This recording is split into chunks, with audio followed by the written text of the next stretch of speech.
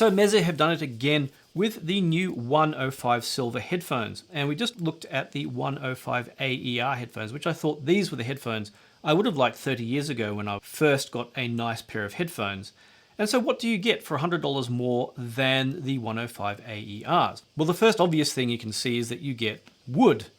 You know, this kind of wood, the tree kind of wood, not the kind of wood you're thinking of. But so, jokes aside, there is still some plastic on the outside, but they do look slightly more fancy. I kind of think like, if the 105 AERs are the headphones I might have got as a teenager, the 105 Silvers are the kind that my father would have got. Now, probably the obvious difference is you get essentially the same cable, at least what Meze told me, but it's done up slightly fancier with braided cable, and I think very slightly fancy or chunkier 3.5mm plug. The camera's going to focus, and even the plugs on the side are slightly more shapely than the ones on the 105 AER. Like the 105 AER cable, which I think goes back to the 99 Classics, has a little notch so you can actually feel where you've got left and right. You don't have that on the 105 Silvers. It just has, they're both the same on each side. The headphones, like the 105 AERs, are pretty much the same, being this basic same symmetrical design, with other than the wood cup design difference, they have a slightly different driver.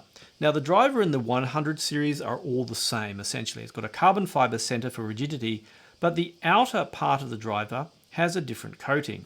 We had beryllium in the 109s, and that makes the driver stiffer, and also the overall sound output was slightly brighter.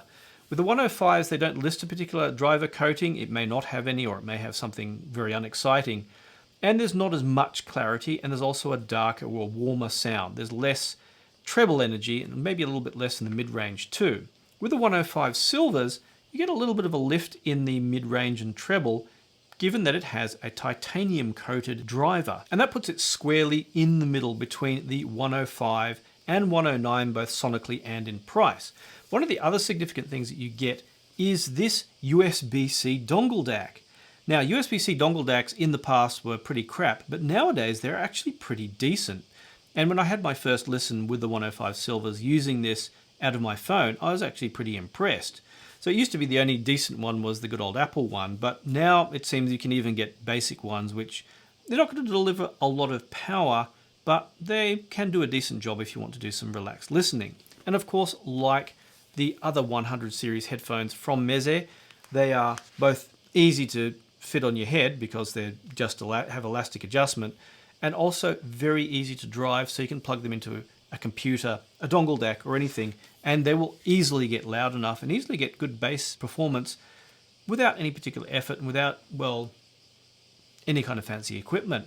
Now, of course, you can, plug them into, a fancy dongle DAC if you so wish, or something like this QX13, which I have in for review, but it is definitely overkill. You can just plug them into anything, and that's probably their main strength. Now, the problem is $100 more than the 105 AERs. The 105 Silvers are $100 closer to the $599 Hi-Fi Man Aria Stealth. Now, the Aria Stealth's at $599 for a pair of headphones that used to be around $1,500. That's a pretty kick-ass bargain. Now, there's also going to be a lot better clarity out of the Aria Stealths.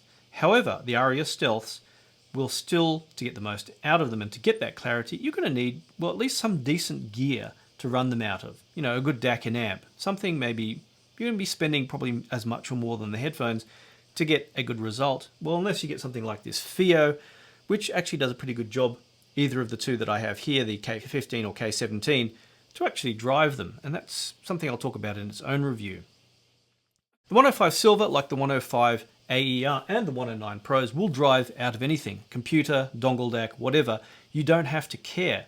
You don't get as much clarity, but that's par for the course. Actually, how much clarity you get, well, let's talk about that. Now, I said the 105 Silvers are a touch brighter than the 105 AERs, although not quite as much as the 109 Pros, which at least when you first get them can be a little bit too much. I was listening to a track called Taylor by a guy called Bournes, and it's from his Honeybee album. An interesting guy from, I think it's around Detroit. Anyway, listening to that, it's a kind of regular, kind of folkish acoustic album. I noticed that there was definitely a distinct drop in clarity from the 109 Pros going down to the 105 Silvers and, of course, the 105 AERs.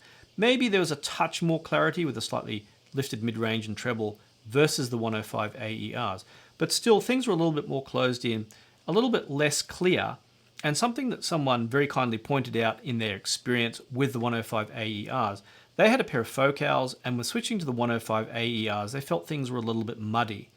Well, that's not so surprising, and I think something I should have mentioned in my 105 AER review is, if you're someone and you're starting off in the hobby and you're looking for a decent pair of headphones, I definitely say these can be a good start. They're not going to be as clear as a higher end pair of headphones, but you're not going to notice that at first. You're just going to go, hey, I'm just going to enjoy listening.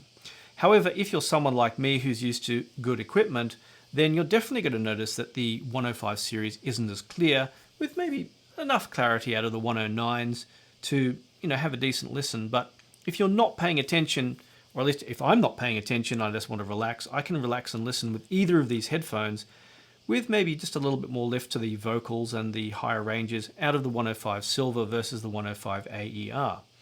I did feel, and it's kind of switching back and forth was a little bit tricky, because in any of these headphones you can adjust the amount of treble you get depending on where your ears are sitting in the cups, both forward, front to back, and up and down.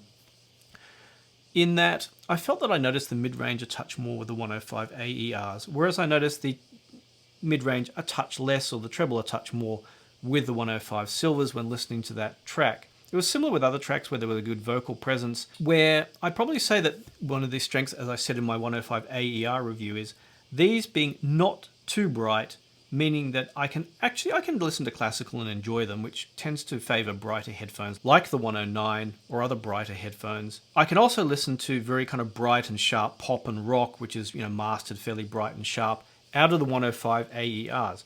I still can out of the Silvers. They're still not too bright, not as bright as the 109s, that can sometimes get a touch irritating, or like some planers I have, which can be a touch sharp depending on what equipment I use. So while they do lift the mid-range and treble just a touch, I don't think they're dramatically more clear sounding than the 105 AERs. It's mostly, to my ears, a frequency change. And if I want more clarity, I'd have to go to the 109 Pros, if not a whole setup with a good pair of planar headphones. So probably someone's going to ask me, which should I get? Should I get the 105 AERs? Should I get the 105 Silvers with the Dongle DAC? The answer is whatever you feel like getting. If you're like me, I think if as a teenager I would have gone to my dad, I want these ones, they look prettier. But, without saying the look prettier bit, they would have just been more attractive to me. And probably plugging them into whatever CD player I did in the store, if these had been the headphones, I would have heard the lifted, slightly better treble and mid-range and gone, yeah, I want these instead, and my father would have refused to buy 109s, I'm guessing. Then go for that. I'd say if you want, simple and straightforward and it's enough, then just get the 105 AERs. And you can actually use Meze's boom mic set, which I mentioned in the 105 AER review, with either of these headphones, as they do have the correct plugs to go in here. But if you need something that will plug in to any kind of headset which doesn't have narrow sockets, and you need flush sockets, then you're going to have to go with the 105 AERs. Otherwise, you're going to be stuck with whatever headsets can plug into these narrow sockets. So if you did end up getting a pair of either, do leave a comment below. I hope these videos will be useful to people who are looking to buy headphones. I always think that I'm not the only person with an opinion. Other people's opinions are always very valuable. And if you're wondering, why do I have a massive $30,000 audio system behind me which is switched off, or you're wondering, why have I got two FIO devices sitting up here? It's actually a K15 and a K17 with slightly different looking front chassis, or why I have a cassette player on my desk. Actually, I have a real cassette player and a not real cassette player.